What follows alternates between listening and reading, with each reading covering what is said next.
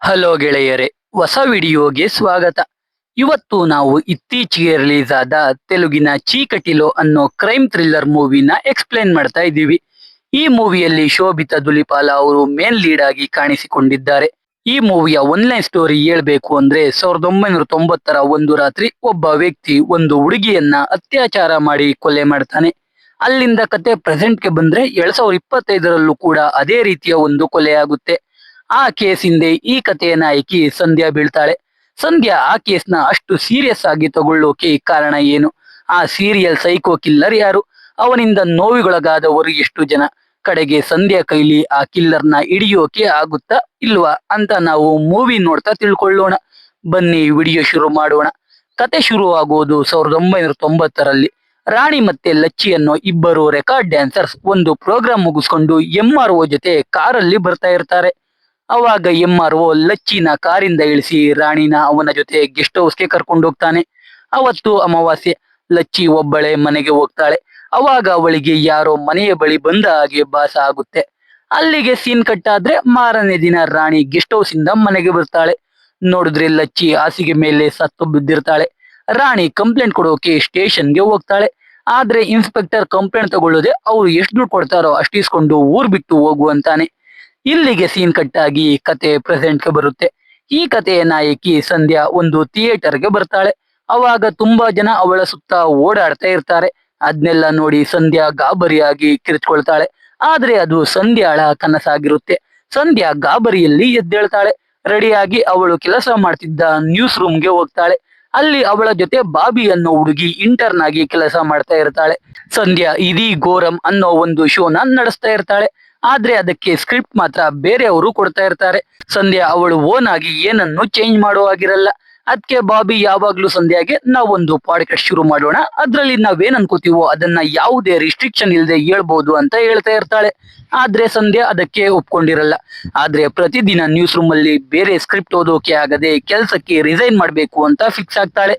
ಬಾಬಿ ಜೊತೆ ಪಾಡ್ಕಾಸ್ಟ್ ಶುರು ಮಾಡೋಕೆ ಡಿಸೈಡ್ ಆಗ್ತಾಳೆ. ಸಂಧ್ಯಾಗೆ ಅಮರ್ ಅನ್ನೋ ಬಾಯ್ ಫ್ರೆಂಡ್ ಇರ್ತಾನೆ. ಅವನು ಕೂಡ ಸಂಧ್ಯಾಗೆ ಸಪೋರ್ಟ್ ಮಾಡ್ತಾ ಇರ್ತಾನೆ. ಮಾರನೇ ದಿನವೇ ಸಂಧ್ಯಾ ಅವಳ ಫ್ಯಾಮಿಲಿ ಜೊತೆ ಅಮರ್ ಫ್ಯಾಮಿಲಿ ಮೀಟ್ ಮಾಡೋಕೆ ಹೋಗ್ತಾಳೆ. ಸಂಧ್ಯಾ ಬಾಬಿಗೆ ಒಂದು ಇಯರಿಂಗ್ ಕೊಟ್ಟಿರ್ತಾಳೆ. ಅದನ್ನ ವಾಪಸ್ ಕೊಡು ಅಂತ ಹೇಳಿರ್ತಾಳೆ. ಆದ್ರೆ ಬಾಬಿ ಕೊಟ್ಟಿರಲ್ಲ. ಬಾಬಿ ಇದ್ದಿದ್ದು ಕೂಡ ಅಮರ್ ಏರಿಯಾ ಅಲ್ಲೇ. ಸಂಧ್ಯಾ ಫ್ಯಾಮಿಲಿ ಹೋಗಿ ಅಮರ್ ಫ್ಯಾಮಿಲಿನ ಮೀಟ್ ಮಾಡ್ತಾರೆ. ಅಮರ್ ತಾಯಿ ಪದ್ಮ, ತಂದೆ ರಾವ್. ಪದ್ಮ ರಾವ್ನ ಮದುವೆ ಆದಾಗಿನಿಂದಲೂ ಅವಳಿಗೆ ಯಾವುದೇ ಫ್ರೆಂಡ್ಸ್ ಇರಲ್ಲ. ಅದಕ್ಕೆ ಸಂಧ್ಯಾ ಪದ್ಮ ಜೊತೆ ಫ್ರೆಂಡ್ ಆಗ್ತಾಳೆ. ಎಲ್ರು ಅಮರ್ ಮತ್ತೆ ಸಂಧ್ಯಾ ಮದುವೆಗೆ ಒಪ್ಕೋತಾರೆ. ಅಮರ್ ಮನೆಯಿಂದ ಸಂಧ್ಯಾ ಫ್ಯಾಮಿಲಿ ವಾಪಸ್ ಹೋಗುವಾಗ ಬಾಬಿ ಮನೆ ಕೆಲಸದವಳು ಕಾರ್ಗೆ ಅಡ್ಡ ಬರ್ತಾಳೆ. ಸಂಧ್ಯಾನ ಬಾಬಿಯ ಮನೆಗೆ ಕರ್ಕೊಂಡು ಹೋಗ್ತಾಳೆ. ನೋಡಿದ್ರೆ ಯಾರೋ ಬಾಬಿನ ಅತ್ಯಾಚಾರ ಮಾಡಿ ಕೊಲೆ ಮಾಡಿರ್ತಾರೆ. ಜೊತೆಗೆ ಬಾಬಿ ಬಾಯ್ ಫ್ರೆಂಡ್ ಕೂಡ ಕೊಲೆ ಮಾಡಿ ಅವನ ಬಾಯಿಗೆ ಒಂದು ಬೆಲ್ ಹಾಕಿರ್ತಾರೆ. ಇದನ್ನ ನೋಡಿ ಸಂಧ್ಯಾ ಅಮರ್ ಶಾಕ್ ಆಗೋಗ್ತಾರೆ. ಅಲ್ಲಿಗೆ ಇನ್ವೆಸ್ಟಿಗೇಟಿವ್ ಆಫೀಸರ್ ರಾಜು ಮತ್ತೆ ಇರ್ಫಾನ್ ಬರ್ತಾರೆ. ರಾಜೀವ್ಗೆ ಸಂಧ್ಯಾ ಒಬ್ಬಳು ಕ್ರೈಮ್ ರಿಪೋರ್ಟರ್ ಅಂತ ಗೊತ್ತಾಗುತ್ತೆ.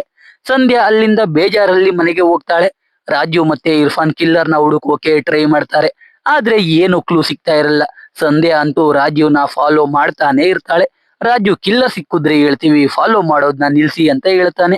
ಇವಾಗ ಸಂಧ್ಯಾ ಅವಳ ಕೆಲ್ಸಕ್ಕೆ ರಿಸೈನ್ ಮಾಡಿರ್ತಾಳೆ. ಆದ್ರೆ ಮ್ಯಾನೇಜರ್ ಸಂಧ್ಯಾನ ಕರೆಸಿ ವಾಪಸ್ ಕೆಲ್ಸಕ್ಕೆ ಬರೋಕೆ ಹೇಳ್ತಾನೆ. ಯಾಕಂದ್ರೆ ಸಂಧ್ಯಾ ನಡೆಸಿಕೊಡ್ತಿದ್ದ ಶೋ ತುಂಬಾ ಪಾಪ್ಯುಲರ್ ಆಗಿರುತ್ತೆ ಅದಕ್ಕೆ.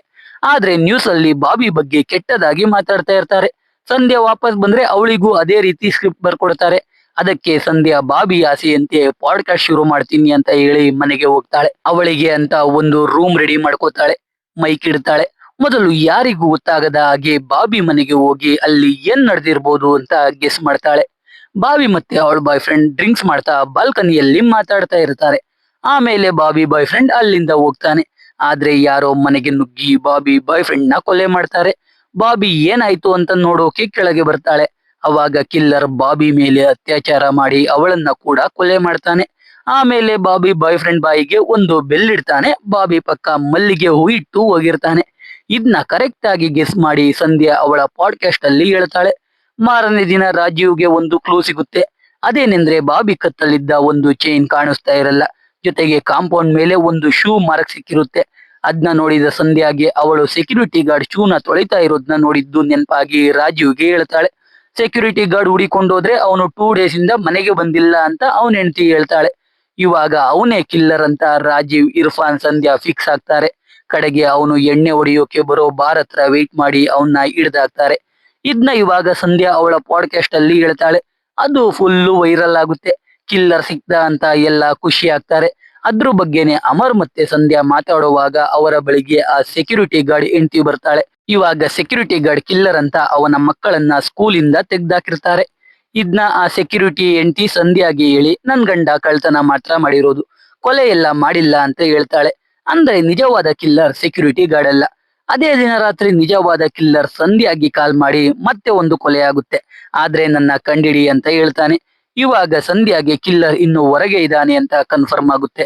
ಸಂಧ್ಯಾ ಈ ವಿಷಯನ ರಾಜೀವ್ಗೆ ಹೇಳ್ತಾಳೆ. ರಾಜೀವ್ ಆ ಕಾಲ್ ಟ್ರೇಸ್ ಮಾಡ್ಕೊಂಡು ಕಿಲ್ಲರ್ನ ಲೊಕೇಶನ್ಗೆ ಹೋಗ್ತಾನೆ. ನೋಡಿದ್ರೆ ಆ ಕಿಲ್ಲರ್ ಯಾವುದೋ ತರಕಾರಿ ಮಾರೋ ಮಹಿಳೆಯ ಫೋನ್ ಇಂದ ಕಾಲ್ ಮಾಡಿರ್ತಾನೆ. ಇದರಿಂದ ಕಿಲ್ಲರ್ ಒಬ್ಬ ಎಜುಕೇಟೆಡ್ ಅಂತ ಗೊತ್ತಾಗುತ್ತೆ. ಈ ವಿಷಯನ ರಾಜೀವ್ ಸಂಧ್ಯಾಗೆ ಹೇಳ್ತಾನೆ. ಇವಾಗ ಸಂಧ್ಯಾ ಅವಳೇ ಕಿಲ್ಲರ್ನ ಹುಡುಕ್ಬೇಕು ಅಂತ ಡಿಸೈಡ್ ಆಗ್ತಾಳೆ. ಅವಳಿಗೆ ವಾಣಿ ಅನ್ನೋ ಮಹಿಳೆ ಕಾಲ್ ಮಾಡಿ ಬಾಬಿ ರೀತಿ ಅವಳು ಕೂಡ ಒಬ್ಬಳು ವಿಕ್ಟಿಮ್ ಅಂತ ಹೇಳ್ತಾಳೆ. ಅದಕ್ಕೆ ಇವಾಗ ಸಂಧ್ಯಾ ಅಮರ್ ಜೊತೆ ವಾಣಿನ ಮೀಟ್ ಮಾಡೋಕೆ ಗೋದಾವರಿ ಡಿಸ್ಟ್ರಿಕ್ಟ್ ನ ಒಂದು ಊರಿಗೆ ಹೋಗ್ತಾಳೆ. ವಾಣಿ ಇವಾಗ ಅವಳ ಜೊತೆ ನಡೆದ ಘಟನೆಯನ್ನ ಸಂಧ್ಯಾಗೆ ಹೇಳ್ತಾಳೆ. ಅದು ಸುಮಾರು 20 ವರ್ಷದ ಹಿಂದೆ ಒಂದು ಹಬ್ಬದ ದಿನ ಒಬ್ಬ ವ್ಯಕ್ತಿ ಮಾಸ್ಕ್ ಹಾಕೊಂಡು ವಾಣಿ ಮನೆಗೆ ನುಗ್ಗಿ ವಾಣಿ ಮೇಲೆ ಅತ್ಯಾಚಾರ ಮಾಡಿರ್ತಾನೆ. ವಾಣಿ ಮಗು ಜೋರಾಗಿ ಅಳೋ ಶಬ್ದ ಕೇಳಿ ಕಿಲ್ಲರ್ ವಾಣಿನ ಕೊಲೆ ಮಾಡದೆ ಅಲ್ಲಿಂದ ಓಡೋಗಿರ್ತಾನೆ. ಈ ವಿಷಯ ಗೊತ್ತಾಗಿ ವಾಣಿ ಗಂಡ ವಾಣಿನ ಮನೆ ಬಿಟ್ಟು ಓಡಿಸಿರ್ತಾನೆ. ಇವಾಗ ವಾಣಿ ಅವಳ ಮಗ ಬೋಸ್ ಜೊತೆ ಚಿಕ್ಕ ಪುಟ್ಟ ಕೆಲಸ ಮಾಡ್ಕೊಂಡು ಜೀವನ ಸಾಗಿಸ್ತಾ ಇರ್ತಾಳೆ.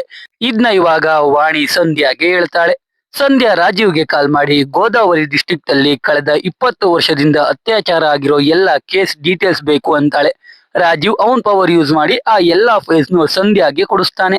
ಸಂಧ್ಯಾ ಅಮರ್ ಇಬ್ರು ಎಲ್ಲಾ ಫೈಲ್ಸ್ ನ ಚೆಕ್ ಮಾಡ್ತಾ ಎಲ್ಲಾ ವಿಕ್ಟಿಮ್ ಗಳನ್ನ ಮೀಟ್ ಮಾಡ್ತಾ ಇರ್ತಾರೆ. ಸಂಧ್ಯಾ ನಾವು ಮೊದಲನೇ ಸೀನ್ ಅಲ್ಲಿ ನೋಡಿದ್ದ ರಾಣಿ ಮತ್ತೆ ಲಚ್ಚಿನೂ ಹುಡಿಕೊಂಡು ಹೋಗ್ತಾಳೆ. ಆದ್ರೆ ಅವರು ಮನೆ ಖಾಲಿ ಮಾಡ್ಕೊಂಡು ಹೋಗಿರ್ತಾರೆ. 2 ದಿನ ಆಗುತ್ತೆ. ಅಮರ್ಗೆ ಅವನ್ ತಂದೆಗೆ ಹುಷಾರಿಲ್ಲ, ಆಸ್ಪತ್ರೆಗೆ ಕರ್ಕೊಂಡು ಹೋಗ್ಬೇಕು ಅಂತ ಕಾಲ್ ಬರುತ್ತೆ. ಅದಕ್ಕೆ ಅಮರ್ ವಾಪಸ್ ಊರಿಗೆ ಹೋಗ್ತಾನೆ. ಮಾರನೇ ದಿನ ಸಂಧ್ಯಾ ಲಲಿತಾ ಅನ್ನೋ ವಿಕ್ಟಿಮ್ ನ ಹುಡಿಕೊಂಡು ಹೋಗ್ತಾಳೆ.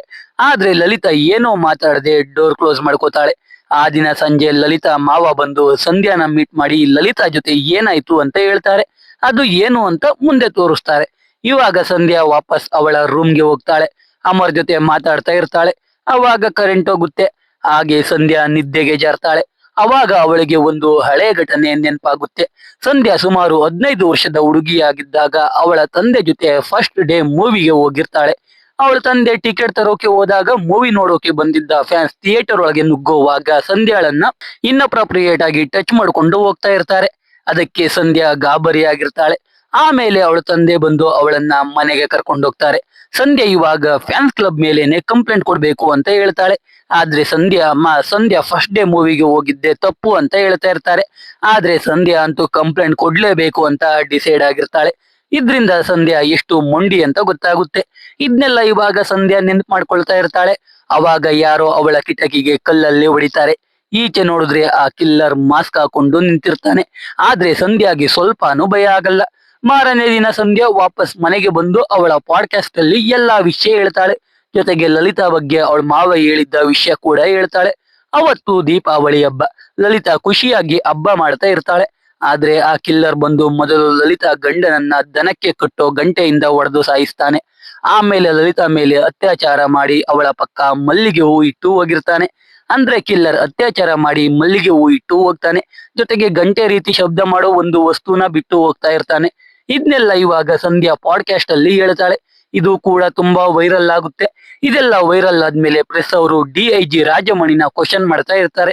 ಆದ್ರೆ DIG ರಾಜಮಣಿ ಕೇಸ್ ಬಗ್ಗೆ ಹೇಳೋದು ಬಿಟ್ಟು ಸಂಧ್ಯಾಗೆ ಪಾಡ್ಕಾಸ್ಟ್ ಅಲ್ಲಿ ಹೇಳಿರೋ ವಿಷಯಕ್ಕೆ ಸಾಕ್ಷಿ ಏನಿದೆ, ವಿಕ್ಟಿಮ್ಗಳು ಎಲ್ಲಿದ್ದಾರೆ ಅಂತ ಕ್ವಶನ್ ಮಾಡ್ತಾನೆ. ಇದನ್ನ ಸಂಧ್ಯಾ ನ್ಯೂಸ್ ಅಲ್ಲಿ ನೋಡ್ತಾಳೆ.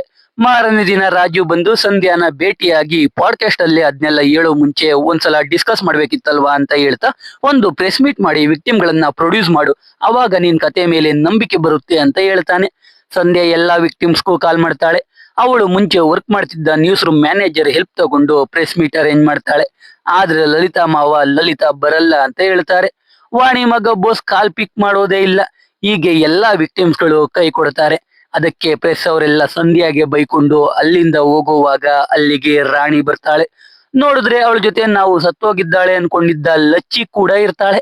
ಇವಾಗ ರಾಣಿ 1999ನೇ ಇಸವಿಯಲ್ಲಿ ಆ ರಾತ್ರಿ ಏನ್ ನಡೀತು ಅಂತ ಹೇಳ್ತಾರೆ. ರಾಣಿ ಲಚ್ಚಿ ಇಬ್ರು ರೆಕಾರ್ಡ್ ಡ್ಯಾನ್ಸರ್ಸ್. ಅದು ಎಲೆಕ್ಷನ್ ಟೈಮ್. ಅದಕ್ಕೆ ಇವರು ಡ್ಯಾನ್ಸ್ ಮಾಡೋಕೆ ಹೋಗಿರ್ತಾರೆ. ಅಲ್ಲಿ ಚಿನ್ನಬಾಬು ಅನ್ನೋನು ರಾಣಿ ಮೇಲೆ ಅತ್ಯಾಚಾರ ಮಾಡೋಕೆ ಹೋಗಿರ್ತಾನೆ. ಅದ್ನ ಒಬ್ಬ MRO ನೋಡಿ ಚಿನ್ನಬಾಬು ಇಂದ ಅವ್ರನ್ನ ಕಾಪಾಡ್ತಾನೆ. ಆಮೇಲೆ ಏನಾಯ್ತು ಅಂತ ನಾವು ಮೊದಲನೇ ಸೀನಲ್ಲೇ ನೋಡಿದ್ವಿ. ರಾಣಿ MRO ಜೊತೆ ಹೋಗ್ತಾಳೆ. ಲಚ್ಚಿನ ಕಿಲ್ಲರ್ ಅತ್ಯಾಚಾರ ಮಾಡಿ ಕೊಲೆ ಮಾಡ್ತಾನೆ. ಆದ್ರೆ ಲಚ್ಚಿ ಬದುಕೇ ಇರ್ತಾಳೆ. ರಾಣಿ ಸ್ಟೇಷನ್ಗೆ ಕಂಪ್ಲೇಂಟ್ ಕೊಡೋಕೆ ಹೋಗ್ತಾಳೆ. ಆದ್ರೆ ಇನ್ಸ್ಪೆಕ್ಟರ್ ಚಿನ್ನಬಾಬು ಹತ್ರ ದುಡ್ಡು ಕೊಡಿಸ್ತೀನಿ, ಈಸ್ಕೊಂಡು ಊರ್ ಬಿಟ್ಟು ಹೋಗಿ ಅಂತ ಹೇಳಿರ್ತಾನೆ. ಆ ಇನ್ಸ್ಪೆಕ್ಟರ್ ಬೇರೆ ಯಾರು ಅಲ್ಲ, ಇವಾಗ ಇರೋ DIG ರಾಜಮಣಿನೇ. ಅದನ್ನ ಕೇಳಿ ಪ್ರೆಸ್ ಅವರೆಲ್ಲ ಶಾಕ್ ಆಗೋಗ್ತಾರೆ. ಆ ನ್ಯೂಸ್ ಕೂಡ ಫುಲ್ ವೈರಲ್ ಆಗುತ್ತೆ. ಅದೇ ಟೈಮ್ಗೆ ರಾಜೀವ್ ಸಂಧ್ಯಾಗೆ ಒಂದು ಲೊಕೇಶನ್ ಕಳಿಸ್ತಾನೆ. ಅಲ್ಲಿಗೆ ಸಂಧ್ಯಾ ಹೋಗ್ತಾಳೆ. ನೋಡಿದ್ರೆ ಆ ಕಿಲ್ಲರ್ ಹೇಳಿದ ಹಾಗೆ ಇವಾಗ ಇನ್ನೊಂದು ಹುಡುಗಿ ಮೇಲೆ ಅತ್ಯಾಚಾರ ಮಾಡಿ ಕೊಲೆ ಮಾಡಿರ್ತಾನೆ. ಜೊತೆಗೆ ಆ ಹುಡುಗಿ ಬಾಯ್ ಫ್ರೆಂಡ್ ಬ್ರೂಟಲ್ ಆಗಿ ಹೊಡೆದು ಕೊಲೆ ಮಾಡಿರ್ತಾನೆ. ಅದಕ್ಕೆ ಇವಾಗ ಆ ಕೇಸ್ನ ಹ್ಯಾಂಡಲ್ ಮಾಡೋಕೆ ಸ್ಪೆಷಲ್ ಆಫೀಸರ್ ಆನಂದಿತಾನ ಅಪಾಯಿಂಟ್ ಮಾಡ್ತಾರೆ. ಆನಂದಿತಾ ಕ್ರೈಮ್ ಸ್ಪಾಟ್ಗೆ ಹೋಗ್ತಾಳೆ. ಆದ್ರೆ ಏನು ಕ್ಲೂ ಸಿಗಲ್ಲ. ಅಲ್ಲಿಂದ ಸ್ಟೇಷನ್ಗೆ ಬರ್ತಾಳೆ. ನೋಡಿದ್ರೆ ಆ ಕೇಸ್ಗೆ ಸಂಬಂಧಪಟ್ಟ ಯಾವ ಮೆಟೀರಿಯಲ್ಸ್ ಕೂಡ ಇರಲ್ಲ. ಅದಕ್ಕೆ ಕೋರ್ಟ್ ಪರ್ಮಿಷನ್ ತಗೊಂಡು ಸಂಧ್ಯಾ ಬಳಿ ಇದ್ದ ಎಲ್ಲ ಫೈಲ್ಸ್ನು ಎತ್ಕೊಂಡು ಸ್ಟೇಷನ್ಗೆ ಬರ್ತಾರೆ. ಸಂಧ್ಯಾಗೆ ಈ ವಿಷಯ ಗೊತ್ತಾಗಿ ಕೋಪದಲ್ಲಿ ಸ್ಟೇಷನ್ಗೆ ಬರ್ತಾಳೆ. ಅಲ್ಲಿ ಆನಂದಿತಾಗೆ ಸಂಧ್ಯಾಗೆ ಕೇಸ್ ಬಗ್ಗೆ ತುಂಬಾ ಡೀಟೇಲ್ಸ್ ಗೊತ್ತು ಅಂತ ಗೊತ್ತಾಗುತ್ತೆ. ರಾಜೀವ್ ಸಂಧ್ಯಾನು ಅವರ ಟೀಮ್ಗೆ ಕನ್ಸಲ್ಟೆಂಟ್ ಆಗಿ ಹಾಕೊಳ್ಳೋಣ ಅಂತ ಹೇಳ್ತಾನೆ. ಆನಂದಿತಾ ಒಪ್ಕೊಳ್ತಾಳೆ. ಅಷ್ಟರಲ್ಲಿ ಸ್ಟೇಷನ್ಗೆ ರಾಜಮಣಿ ಬರ್ತಾನೆ. ಆನಂದಿತಾ ರಾಜಮಣಿನ ಭೇಟಿಯಾಗಿ 1999ರಲ್ಲಿ ಏನಾಯ್ತು ಅಂತ ಕೇಳ್ತಾಳೆ. ರಾಜಮಣಿ ರಾಣಿ ಹೇಳಿದ್ದು ನಿಜ. ಅವಾಗ ಎಲೆಕ್ಷನ್ ಟೈಮ್. ಚಿನ್ನಬಾಬು ಮೇಲೆ FIR ಹಾಕಿದ್ರೆ ಆಪೋಸಿಟ್ ಪಕ್ಷಕ್ಕೆ ಹೆಲ್ಪ್ ಆಗುತ್ತೆ ಅಂತ ರಾಣಿ ಕಂಪ್ಲೇಂಟ್ ತಗೊಳ್ಳಿಲ್ಲ ಅಂತ ಹೇಳ್ತಾನೆ. ಅಂದ್ರೆ ರಾಣಿ ಲಚ್ಚಿ ಮೇಲೆ ಚಿನ್ನಬಾಬು ಅತ್ಯಾಚಾರ ಮಾಡಿರೋದು ಅಂತ ಅನ್ಕೊಂಡು ಅವನ ಮೇಲೆ ಕಂಪ್ಲೇಂಟ್ ಕೊಡೋಕೆ ಹೋಗಿರ್ತಾಳೆ. ಇದನ್ನ ಇವಾಗ ರಾಜಮಣಿ ಆನಂದಿತಾಗಿ ಹೇಳಿ ಈಚೆ ಹೋಗುವಾಗ ಸಂಧ್ಯಾನ ನೋಡಿ, ನೀನು ಅಮರ್ನ ಅಲ್ವಾ ಮದುವೆ ಆಗ್ತಾ ಇರೋದು, ಅವರಪ್ಪ ರಾವ್ ನನ್ನ ಕ್ಲೋಸ್ ಫ್ರೆಂಡ್ ಅಂತ ಹೇಳಿ ಹೋಗ್ತಾನೆ. ಈ ಕಡೆ ಚಿನ್ನಬಾಬು ಅವನ ಕಡೆಯವರು ಯಾವುದೋ ಕೇಸ್ ಮೇಲೆ ಪೊಲೀಸರಿಗೆ ಅಪ್ರೂವ್ ಆಗೋಕೆ ಹೋಗ್ತಿದ್ದಾರೆ ಅಂತ ಕೆಲವರಿಗೆ ಚೆನ್ನಾಗಿ ಹೊಡಿತಾ ಇರ್ತಾನೆ. ಅವಾಗ ರಾಜಮಣಿ ಚಿನ್ನಬಾಬುಗೆ ಕಾಲ್ ಮಾಡಿ, ಪೊಲೀಸರು ನನ್ವರ್ಗೂ ಬಂದಿದ್ದಾರೆ, ನಿನ್ವರ್ಗೂ ಬರ್ದೇ ಇರೋ ರೀತಿ ನೋಡ್ಕೋ ಅಂತ ಹೇಳ್ತಾನೆ. ಈ ಕಡೆ ರಾಜೀವ್, ಆನಂದಿತಾ, ಸಂಧ್ಯಾ ಕಿಲ್ಲರ್ ಹೇಗೆ 1999ರಿಂದ ಕೊಲೆ ಮಾಡ್ತಾ ಇದ್ರು, ಒಂದೇ ಒಂದು ಕ್ಲೂ ಕೂಡ ಬಿಟ್ಟು ಹೋಗ್ತಿಲ್ಲ ಅಂತ ಯೋಚನೆ ಮಾಡ್ತಾ ಇರ್ತಾರೆ. ಅವಾಗ ಸಂಧ್ಯಾ, ಮೋಸ್ಟ್ಲಿ ಕಿಲ್ಲರ್ ಎಜುಕೇಟೆಡ್ ಇರಬೇಕು, ಆ ಕಾಲದಲ್ಲಿ ಓದಿರೋನು ಅಂದ್ರೆ ಪಕ್ಕ ಯಾವ್ದಾದ್ರು ಒಳ್ಳೆ ಕೆಲಸ ಮಾಡ್ತಾ ಇರ್ತಾನೆ. ಅಂದ್ರೆ ನಾವು ಆ ಟೈಮಲ್ಲಿ ಗೋದಾವರಿ ಡಿಸ್ಟ್ರಿಕ್ಟ್ ಅಲ್ಲಿ ಯಾವ್ಯಾವ ದೊಡ್ಡ ದೊಡ್ಡ ಕೆಲಸ ಇದ್ವು ಅದರ ಎಂಪ್ಲಾಯೀಸ್ ಡೀಟೇಲ್ಸ್ ತೆಗೆದ್ರೆ ಏನಾದ್ರೂ ಕ್ಲೂ ಸಿಗ್ಬೋದು ಅಂತಾಳೆ. ಆದ್ರೆ ಆ ಟೈಮಲ್ಲಿ ತುಂಬಾ ಜನ ಕೆಲಸ ಮಾಡ್ತಾ ಇರ್ತಾರೆ. ಅದ್ರಲ್ಲಿ ಶಾರ್ಟ್ ಲಿಸ್ಟ್ ಮಾಡೋದು ಕಷ್ಟ ಅಂತ ಆನಂದಿತಾ ಆ ಪ್ಲಾನ್ ನ ಕೈ ಬಿಡ್ತಾಳೆ. ಇವಾಗ ಎರಡನೇ ಕೊಲೆಯಾಗಿದ್ದ ಅಸ್ಮಿ ಅನ್ನೋ ಹುಡುಗಿಯ ಅಟಾಪ್ಸಿ ರಿಪೋರ್ಟ್ ಬರುತ್ತೆ. ಜೊತೆಗೆ ಡಾಕ್ಟರ್ಗೆ ಆ ಹುಡುಗಿಯ ಕತ್ತಲ್ಲಿ ಕೂದಲು ಸಿಕ್ಕಿರುತ್ತೆ. ಅದು ಆ ಹುಡುಗಿದು ಅಲ್ಲ, ಅವಳ ಬಾಯ್ ಫ್ರೆಂಡ್ ಆಗಿರಲ್ಲ. ಅಂದ್ರೆ ಅದು ಪಕ್ಕ ಕಿಲ್ಲರ್ದೆ ಅಂತ ಗೊತ್ತಾಗುತ್ತೆ. ಅದಕ್ಕೆ ಇವಾಗ ಸಂಧ್ಯಾ ಆ ಕೂದಲಿನ DNA ಜೊತೆ ಚಿನ್ನಬಾಬು DNA ಮ್ಯಾಚ್ ಮಾಡಿ ನೋಡ್ಬೇಕು ಅಂತ ಡಿಸೈಡ್ ಆಗ್ತಾಳೆ. ಆದ್ರೆ ಲೀಗಲ್ ಆಗಿ ಚಿನ್ನಬಾಬು DNA ಚೆಕ್ ಮಾಡಿಸೋದು ಕಷ್ಟ ಇರುತ್ತೆ. ಅದಕ್ಕೆ ಸಂಧ್ಯಾ ರಾಜೀವ್ನ ಕರ್ಕೊಂಡು ಡೈರೆಕ್ಟ್ ಚಿನ್ನಬಾಬು ಮನೆಗೆ ಹೋಗ್ತಾಳೆ. ಆದ್ರೆ ಚಿನ್ನಬಾಬು ಸರಿಯಾಗಿ ಮಾತಾಡಲ್ಲ. ಸಂಧ್ಯಾ ಚಿನ್ನಬಾಬುಗೆ ಗೊತ್ತಾಗದ ಹಾಗೆ ವಾಶ್ರೂಮ್ಗೆ ಹೋಗಿ ಅವನ ಬ್ರಷ್ ಎತ್ಕೊಂಡು ಬರ್ತಾಳೆ. ಅದನ್ನ ರಾಜೀವ್ಗೆ ಕೊಟ್ಟು DNA ಮ್ಯಾಚ್ ಮಾಡಿಸೋಕೆ ಹೇಳ್ತಾಳೆ. ಇಬ್ರು ಸ್ಟೇಷನ್ಗೆ ವಾಪಸ್ ಹೋಗ್ತಾರೆ. ಹಾಗೆ ಇಬ್ರು ಮಾತಾಡ್ತಾ ಇರ್ತಾರೆ. ಅವಾಗ ಅಲ್ಲಿಗೆ ಅಮರ್ ಬರ್ತಾನೆ. ರಾಜೀವ್ ಮತ್ತೆ ಸಂಧ್ಯಾ ಮಾತಾಡ್ತಾ ಇರೋದನ್ನ ನೋಡಿ ಅಮರ್ಗೆ ಇನ್ಸೆಕ್ಯೂರಿಟಿ ಫೀಲ್ ಆಗುತ್ತೆ. ಅಲ್ಲಿಂದ ಸಂಧ್ಯಾನ ಕರ್ಕೊಂಡು ಹೋಗ್ತಾ ಕಾಲ್ ಯಾಕೆ ಮಾಡಿಲ್ಲ ಅಂತ ಕೋಪದಲ್ಲಿ ಮಾತಾಡ್ತಾ ಇರ್ತಾನೆ. ಅದಕ್ಕೆ ಸಂಧ್ಯಾ ಕಾರ್ ಇಳಿದು ಆಟೋ ಅಲ್ಲಿ ಮನೆಗೆ ಹೋಗ್ತಾಳೆ. ಮಾರನೇ ದಿನ ಪ್ರೆಸ್ ಅವರು ಆನಂದಿತಾ ಬಳಿ ಚಿನ್ನಬಾಬುನ ವಿಚಾರಣೆ ಮಾಡಿದ್ರಲ್ಲ, ಏನಾದ್ರೂ ವಿಷಯ ಗೊತ್ತಾಯ್ತಾ ಅಂತ ಕೇಳ್ತಾ ಇರ್ತಾರೆ. ಅದನ್ನ ಕೇಳಿ ಆನಂದಿತಾಗೆ ಇದೆಲ್ಲ ಸಂಧ್ಯಾ ಮತ್ತೆ ರಾಜೀವ್ ಕೆಲ್ಸಾನೆ ಅಂತ ಗೊತ್ತಾಗುತ್ತೆ. ಪ್ರೆಸ್ ಮೀಟ್ ಆದ್ಮೇಲೆ ಆನಂದಿತಾ ರಾಜೀವ್ ಮತ್ತೆ ಸಂಧ್ಯಾಗೆ ಬೈತಾ ಇರ್ತಾಳೆ. ಅವಾಗ್ಲೇ DNA ರಿಪೋರ್ಟ್ ಕೂಡ ಬರುತ್ತೆ. ಆದ್ರೆ ಮ್ಯಾಚ್ ಆಗಿರಲ್ಲ. ಅಂದ್ರೆ ಚಿನ್ನಬಾಬು ಕಿಲ್ಲರ್ ಅಲ್ಲ ಅಂತ ಸಂಧ್ಯಾಗೆ ಕನ್ಫರ್ಮ್ ಆಗುತ್ತೆ. ಅಲ್ಲಿಂದ ಸಂಧ್ಯಾ ಮನೆಗೆ ಹೋಗ್ತಾಳೆ. ಸಂಧ್ಯಾ ಅಮರ್ಗೆ ಕಾಲ್ ಮಾಡ್ತಾ ಇರ್ತಾಳೆ. ಆದ್ರೆ ಅಮರ್ ಕಾಲ್ ಪಿಕ್ ಮಾಡ್ತಾ ಇರಲ್ಲ. ಅದೇ ಟೈಮ್ಗೆ ಸಂಧ್ಯಾ ಮನೆಗೆ ಅಮರ್ ತಂದೆ ತಾಯಿ ಬರ್ತಾರೆ. ಅವರು ಸಂಧ್ಯಾ ಜೊತೆ ಮಾತಾಡಿ ಅವಳಿಗೆ ಕೇಸ್ ಸಾಲ್ವ್ ಮಾಡೋಕೆ ಪ್ರೋತ್ಸಾಹ ಕೊಡ್ತಾರೆ. ಜೊತೆಗೆ ನಾಳೆ ಶಾಪಿಂಗ್ಗೆ ಹೋಗೋಣ ಅಂತ ಹೇಳ್ತಾರೆ. ಸಂಧ್ಯಾ ಓಕೆ ಅಂತಾಳೆ. ಮಾರನೇ ದಿನ ಕಿಲ್ಲರ್ ಸ್ಟೇಷನ್ಗೆನೆ ಕಾಲ್ ಮಾಡ್ತಾನೆ. ಅವನು ಅಸ್ಮಿನ ಕೊಲೆ ಮಾಡಿದ್ದು ಅವಳು ಕಿಲ್ಲರ್ ಬಗ್ಗೆ ಕೆಟ್ಟದಾಗಿ ಮಾತಾಡಿದ್ಕೆ ಅಂತ ಹೇಳ್ತಾನೆ. ಜೊತೆಗೆ ಕಿಲ್ಲರ್ ಆನಂದಿತಾಗಿ ಸ್ಟೇಷನ್ ಈಚೆ ಒಂದು ಗಿಫ್ಟ್ ಇಟ್ಟಿದ್ದೀನಿ ಅಂತ ಹೇಳ್ತಾನೆ. ಇರ್ಫಾನ್ ಹೋಗಿ ಆ ಗಿಫ್ಟ್ ಬಾಕ್ಸ್ ತಗೊಂಡ್ ಬರ್ತಾನೆ. ನೋಡಿದ್ರೆ ಅದ್ರಲ್ಲಿ ಹಸುಗೆ ಕಟ್ಟೋ ಗಂಟೆ ಇರುತ್ತೆ. ಅದನ್ನ ನೋಡಿ ಆನಂದಿತಾ ಗಾಬರಿ ಆಗ್ತಾಳೆ. ಅಷ್ಟಕ್ಕೆ ಕಿಲ್ಲರ್ ಕಾಲ್ ಕಟ್ ಮಾಡ್ತಾನೆ. ಇವಾಗ ಅಸ್ಮಿ ಕಿಲ್ಲರ್ ಬಗ್ಗೆ ಬ್ಯಾಡ್ ಕಮೆಂಟ್ಸ್ ಮಾಡಿರೋ ವಿಡಿಯೋನ ಆನಂದಿತಾ ರಾಜೀವ್ ನೋಡ್ತಾರೆ. ಬರೀ ಬ್ಯಾಡ್ ಕಮೆಂಟ್ ಮಾಡಿರೋದಕ್ಕೆ ಅಸ್ಮಿನ ಕೊಲೆ ಮಾಡಿದ್ದಾನೆ ಅಂದ್ರೆ ನೆಕ್ಸ್ಟ್ ಕಿಲ್ಲರ್ ಪಕ್ಕ ಸಂಧ್ಯಾನ ಕೊಲೆ ಮಾಡ್ತಾನೆ ಅಂತ ಆನಂದಿತಾ ಗೆಸ್ ಮಾಡ್ತಾಳೆ. ಕಿಲ್ಲರ್ ಕಾಲ್ನ ಟ್ರೇಸ್ ಮಾಡ್ತಾರೆ. ಅದು ಐಕಾನ್ ಮಾಲ್ ಅಂತ ತೋರಿಸ್ತಾ ಇರುತ್ತೆ. ಈ ಕಡೆ ಸಂಧ್ಯಾ ಅಮರ್ ಫ್ಯಾಮಿಲಿ ಜೊತೆ ಶಾಪಿಂಗ್ಗೆ ಹೋಗಿರ್ತಾಳೆ. ಅಲ್ಲಿ ಅಮರ್ ಜೊತೆ ಅವಳು ಪ್ಯಾಚ್ ಅಪ್ ಆಗ್ತಾಳೆ. ಅವಳು ಕೂಡ ಐಕಾನ್ ಮಾಲ್ ಅಲ್ಲೇ ಇರ್ತಾಳೆ. ಅದು ಗೊತ್ತಾಗಿ ರಾಜೀವ್ ಅಲ್ಲಿಂದ ಮನೆಗೆ ಹೋಗೋಕೆ ಹೇಳ್ತಾನೆ. ಸಂಧ್ಯಾ ಅವಳು ಫ್ಯಾಮಿಲಿ ಕರ್ಕೊಂಡು ಮನೆಗೆ ಹೋಗ್ತಾ ಇರ್ತಾಳೆ. ಅವಾಗ ಅದೇ ಮಾಲಲ್ಲಿ ರಾವ್ಗೆ ರಾಜಮಣಿ ಸಿಗ್ತಾನೆ. ರಾವ್ ಮಾತಾಡೋಕೆ ಟೈಮ್ ಇಲ್ಲ ಅಂತ ಹೇಳಿ ಅಲ್ಲಿಂದ ಸಂಧ್ಯಾ ಜೊತೆ ಹೋಗ್ಬಿಡ್ತಾನೆ. ಆ ದಿನ ರಾತ್ರಿ ಸಂಧ್ಯಾಗೆ ಕಿಲ್ಲರ್ ಬಂದು ಅಮರ್ನ ಕೊಲ್ಲೋ ರೀತಿ ಕನಸು ಬೀಳುತ್ತೆ. ಅದಕ್ಕೆ ಸಂಧ್ಯಾ ಎದ್ದು ಅವಳ ರೂಮ್ಗೆ ಹೋಗಿ ಇಷ್ಟು ದಿನ ಆಗ್ತಾ ಇರೋದನ್ನ ರೆಕಾರ್ಡ್ ಮಾಡಿ ಹಾಗೆ ಈಚೆ ಹೋಗ್ತಾಳೆ. ಅವಾಗ ಆ ಕಿಲ್ಲರ್ ಈಚೆಯಿಂದ ಪೆಟ್ರೋಲ್ ಬಾಂಬ್ ತೆಗೆದು ಕಾರ್ ಮೇಲೆ ಬಿಸಾಕ್ತಾನೆ. ಸಂಧ್ಯಾ ಕಿಲ್ಲರ್ನ ನೋಡ್ತಾಳೆ. ಅವನು ಮಾಸ್ಕ್ ಹಾಕೊಂಡಿರ್ತಾನೆ. ಸಂಧ್ಯಾ 1 ಸೆಕೆಂಡ್ ಕೂಡ ಯೋಚನೆ ಮಾಡದೆ ಅವನನ್ನ ಹಿಡಿಯೋಕೆ ಹೋಗ್ತಾಳೆ. ಸ್ವಲ್ಪ ಚೇಸಿಂಗ್ ನಂತರ ಒಂದು ಬಿಲ್ಡಿಂಗ್ ಮೇಲೆ ಕಿಲ್ಲರ್ ತಗಲಾಕೊಳ್ತಾನೆ. ಅಲ್ಲಿ ಸಂಧ್ಯಾ ಕಷ್ಟಪಟ್ಟು ಕಿಲ್ಲರ್ಗೆ ಹೊಡೆದು ಕಿಲ್ಲರ್ನ ಹಿಡ್ದೇ ಬಿಡ್ತಾಳೆ. ಸ್ಟೇಷನ್ಗೆ ಎಳ್ಕೊಂಡು ಹೋಗ್ತಾರೆ. ನೋಡಿದ್ರೆ ಕಿಲ್ಲರ್ ಬೇರೆ ಯಾರು ಅಲ್ಲ, ವಾಣಿಯ ಮಗ ಬೋಸ್. ಆದ್ರೆ ಟ್ವಿಸ್ಟ್ ಏನು ಅಂದ್ರೆ ಅವನು ಕೂಡ ನಿಜವಾದ ಕಿಲ್ಲರ್ ಅಲ್ಲ. ವಾಣಿ ಅವಳ ಲೈಫ್ ಅಲ್ಲಿ ಆಗಿದ್ನೆಲ್ಲ ಮರೆತು ಜೀವನ ಮಾಡ್ತಾ ಇರ್ತಾಳೆ. ಆದ್ರೆ ಸಂಧ್ಯಾ ಅದ್ನೆಲ್ಲ ವಾಣಿಗೆ ನೆನ್ಪ್ ಮಾಡಿರ್ತಾಳೆ.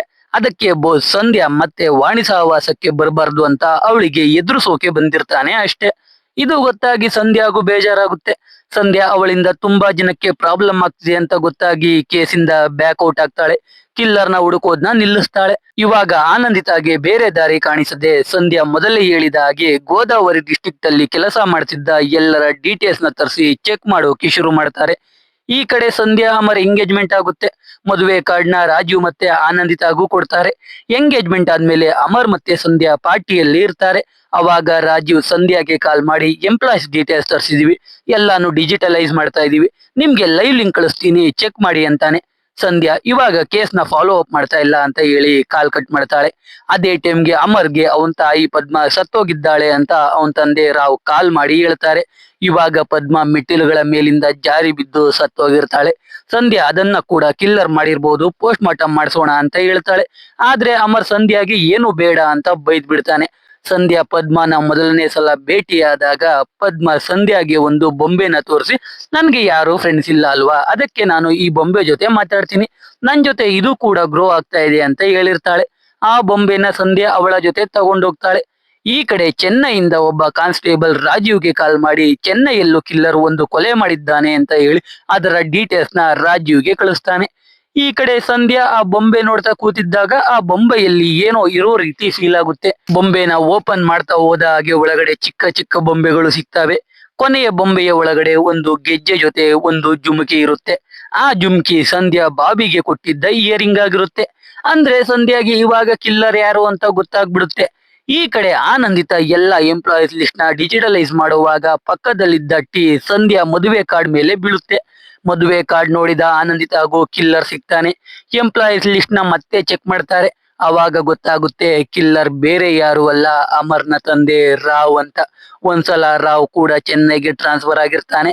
ಆ ಟೈಮಲ್ಲೇ ಅಲ್ಲಿ ಕ್ರೈಮ್ ನಡೆದಿರುತ್ತೆ. ಇದ್ರಿಂದ ರಾವೇ ಕಿಲ್ಲರ್ ಅಂತ ಕನ್ಫರ್ಮ್ ಆಗುತ್ತೆ. ಈ ವಿಷಯ ಸಂಧ್ಯಾಗೂ ಗೊತ್ತಾಗಿ ರಾವ್ ಮನೆಗೆ ಊಟ ತಗೊಂಡೋಗ್ತಾಳೆ. ರಾವ್ಗೆ ಸಂಧ್ಯಾಗೆ ಎಲ್ಲಾ ವಿಷಯ ಗೊತ್ತಾಗಿರ್ಬೋದು ಅಂತ ಡೌಟ್ ಬಂದು ಮನೆಯ ಫ್ಯೂಸ್ ಕಿತ್ತಾಕಿ ಸಂಧ್ಯಾ ಮೇಲೆ ಅಟ್ಯಾಕ್ ಮಾಡ್ತಾನೆ. ಸಂಧ್ಯಾ ಕಿಚನ್ ಅಲ್ಲಿ ಸಿಕ್ಕ ಚಾಕುಯಿಂದ ರಾವ್ಗೆ ಚುತ್ತಾಳೆ. ಅಷ್ಟರಲ್ಲಿ ಅಲ್ಲಿಗೆ ರಾಜೀವ್, ಆನಂದಿತ ಮತ್ತೆ ಅಮರ್ ಬರ್ತಾರೆ. ರಾವ್ನ ಅರೆಸ್ಟ್ ಮಾಡ್ತಾರೆ. ಆದ್ರೆ ರಾವ್ ಆನಂದಿತ ಇನ್ವೆಸ್ಟಿಗೇಟ್ ಮಾಡ್ತಾ ಇದ್ರೆ ಏನು ಮಾತಾಡಲ್ಲ. ಅವಾಗ ಸಂಧ್ಯಾ ವಿಚಾರಣೆ ಮಾಡೋಕೆ ಹೋಗ್ತಾಳೆ. ಒಂದು ಫೋಟೋ ತೋರಿಸ್ತಾಳೆ. ಅದನ್ನ ನೋಡಿ ರಾವ್ ಮಾತಾಡೋಕೆ ಶುರು ಮಾಡ್ತಾನೆ. ಆ ಫೋಟೋ ಅಲ್ಲಿ ರಾವ್ ಜೊತೆಗೆ ಅವನ ಚಿಕ್ಕಪ್ಪ ಚಿಕ್ಕಮ್ಮ ಇರ್ತಾರೆ. ರಾವ್ ಈ ರೀತಿ ಆಗೋಕೆ ಅವನ ಚಿಕ್ಕ ಮನೆ ಕಾರಣ ಆಗಿರ್ತಾಳೆ. ರಾವ್ಗೆ ಸುಮಾರು 18 ವರ್ಷ ಇದ್ದಾಗ ರಾವ್ ಚಿಕ್ಕಮ್ಮ ಫೋರ್ಸ್ಫುಲ್ಲಿ ಅವನ ಜೊತೆ ಇಂಟಿಮೇಟ್ ಆಗ್ತಾ ಇರ್ತಾಳೆ. ಒಂದಿನ ರಾವ್ ಮತ್ತೆ ಅವನ ಚಿಕ್ಕಮ್ಮ ಒಟ್ಟಿಗೆ ಇರೋದನ್ನ ಚಿಕ್ಕಪ್ಪ ನೋಡ್ತಾನೆ. ರಾವ್ ಚಿಕ್ಕಮ್ಮ ಎಲ್ಲಾ ತಪ್ಪನ್ನ ರಾವ್ ಮೇಲೇನೆ ಹಾಕ್ತಾಳೆ. ಚಿಕ್ಕಪ್ಪ ರಾವ್ಗೆ ಹೊಡಿತಾ ಇರ್ತಾನೆ. ಅವಾಗ ರಾವ್ ಅಲ್ಲಿದ್ದ ರಾಕ್ಷಸ ಈಚೆ ಬರ್ತಾನೆ. ಅಲ್ಲೇ ದನಗಳಿಗೆ ಹಾಕೋ ಗಂಟೆ ತಗೊಂಡು ಚಿಕ್ಕಪ್ಪನ ಕೊಂದು ಅವ್ರ ಚಿಕ್ಕಮ್ಮನ ಅತ್ಯಾಚಾರ ಮಾಡಿ ಕೊಲೆ ಮಾಡ್ತಾನೆ. ಅದೇ ರಾವ್ನ ಮೊದಲನೇ ಕೊಲೆ ಆಗಿರುತ್ತೆ. ರಾವ್ ಚಿಕ್ಕಮ್ಮ ಯಾವಾಗ್ಲೂ ಮಲ್ಲಿಗೆ ಹೂ ಮುಡ್ಕೊಳ್ತಾ ಇರ್ತಾರೆ. ಅದಕ್ಕೆ ರಾವ್ ಕೊಲೆ ಮಾಡಿದಾಗ ಮಲ್ಲಿಗೆ ಹೂ ಇಟ್ಟು ಬರ್ತಾ ಇರ್ತಾನೆ. ರಾವ್ ಮದುವೆ ಆದ್ಮೇಲೆ ಕೊಲೆಗಳನ್ನ ನಿಲ್ಸಿರ್ತಾನೆ. ಆದ್ರೆ ರಾವ್ಗೆ ಇವಾಗ ಫೈನಲ್ ಸ್ಟೇಜ್ ಡಿಮೆನ್ಷಿಯಾ ಇರುತ್ತೆ. ಇನ್ನ ಸ್ವಲ್ಪ ದಿನಗಳಲ್ಲಿ ಅವನು ಎಲ್ಲಾನು ಮರ್ತು ಹೋಗೋದ್ರಲ್ಲಿ ಇರ್ತಾನೆ. ಅದಕ್ಕೆ ಮತ್ತೆ ಕೊಲೆ ಮಾಡೋಕೆ ಶುರು ಮಾಡಿರ್ತಾನೆ. ರಾವ್ಗೆ ಗೆಜ್ಜೆ ಸೌಂಡ್ ಅಂದ್ರೆ ಆಗ್ತಾ ಇರಲ್ಲ. ಯಾರ್ಯಾರು ಗೆಜ್ಜೆ ಸೌಂಡ್ ಮಾಡೋದನ್ನ ರಾವ್ ಕೇಳ್ತಾನೋ ಅವರನ್ನೇ ಅತ್ಯಾಚಾರ ಮಾಡ್ತಾ ಇರ್ತಾನೆ. ಅತ್ಯಾಚಾರ ಮಾಡಿ ಕೊಲೆ ಮಾಡಿದ ಮೇಲೆ ವಿಕ್ಟಿಮ್ಗೆ ಸಂಬಂಧಪಟ್ಟ ಗೆಜ್ಜೆ ರೀತಿ ಸೌಂಡ್ ಮಾಡೋ ವಸ್ತುನ ತಂದು ಒಂದು ಬಾಕ್ಸ್ ಅಲ್ಲಿ ಇಟ್ಟಿರ್ತಾನೆ. ಅದ್ನ ಒಂದಿನ ಪದ್ಮ ನೋಡಿ ಅದ್ರಲ್ಲಿ ಕೆಲವು ವಸ್ತುನ ಆ ಬೊಂಬೆ ಒಳಗೆ ಹಾಕಿರ್ತಾಳೆ. ಅಷ್ಟರಲ್ಲಿ ಅಲ್ಲಿಗೆ ಬಂದ ರಾವ್ ಪದ್ಮನ ಮೇಲಿಂದ ಬೀಳಿಸಿ ಕೊಲೆ ಮಾಡಿರ್ತಾನೆ.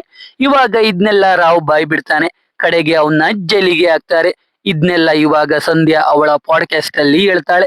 ಅದ್ನ ಕೇಳಿದ ವಾಣಿ, ಲಲಿತಾ, ಲಚ್ಚಿ ಮತ್ತೆ ರಾಣಿ ಎಲ್ಲ ಖುಷಿ ಆಗ್ತಾರೆ. ಕಡೆಗೆ ಸಂಧ್ಯಾ ಒಬ್ಬಳೆ ಥಿಯೇಟರ್ಗೆ ಹೋಗಿ ಜನರ ಮಧ್ಯೆ ಕೂತು ಪಾಪ್ಕಾರ್ನ್ ತಿಂತ ಮೂವಿ ನೋಡ್ತಾಳೆ. ಇಲ್ಲಿಗೆ ಮೂವಿ ಮುಗಿಯುತ್ತೆ. ಸೊ ಎಕ್ಸ್ಪ್ಲನೇಷನ್ ಕೇಳಿ ನಿಮ್ಗೆ ಅನ್ನಿಸ್ತು ಅಂತ ಕಾಮೆಂಟ್ ಮಾಡಿ. ವಿಡಿಯೋ ಇಷ್ಟ ಆಗಿದ್ರೆ ಲೈಕ್ ಮಾಡಿ, ಕಂಟೆಂಟ್ ಇಷ್ಟ ಆಗಿದ್ರೆ ಮಾತ್ರ ಸಬ್ಸ್ಕ್ರೈಬ್ ಮಾಡ್ಕೊಂಡು ಸಪೋರ್ಟ್ ಮಾಡಿ. ಮತ್ತೆ ಇನ್ನೊಂದು ಸೂಪರ್ ಆಗಿರೋ ವಿಡಿಯೋ ಜೊತೆ ಸಿಗ್ತೀನಿ. ಜೈ ಕರ್ನಾಟಕ.